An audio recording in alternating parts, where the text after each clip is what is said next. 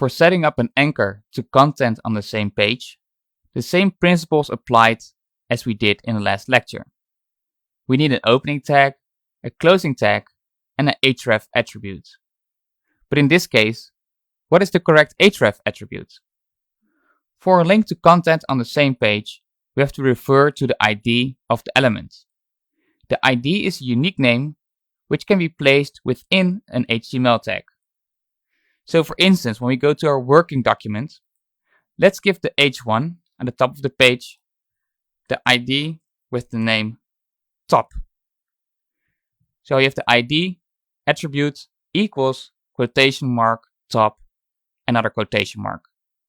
Now in order to refer to this ID, we're going to the bottom of the page, and here at the top, create an opening anchor tag, write the href attribute with the quotation marks, and in this case, we will refer to hashtag top.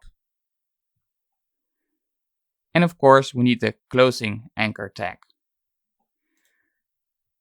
Now when we check it out on our page and we click top, it takes us to the top of the page. So in short, we created an ID attribute with the name top, and we refer to the name top here in the href attribute. Now give this a try yourself.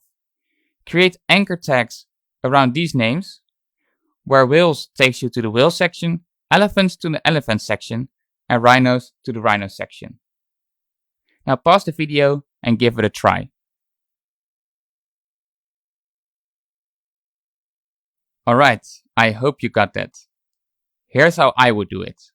The h1 at the top of the page already has the ID top. Now let's go to the h2 of the great whales and give it the ID of whale section. Now you might have tried to make the ID 2 words, but this will not work.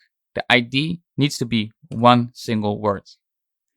Now if we go to the h2 of elephants, I already included the elephant section, and the same for rhinos. I already included the rhino section ID in the h2 over here.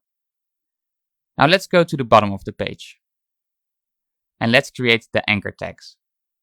We already have the anchor tag for top. Now let's create it for whales, elephants, and rhinos. So we start with the opening tag, create an href attribute equals quotation mark, and we will refer to the ID with the hashtag whale section. And don't forget the closing anchor tag. Now let's do the same for elephant with the hashtag elephant section, close the anchor tag, and the last one is for rhinos.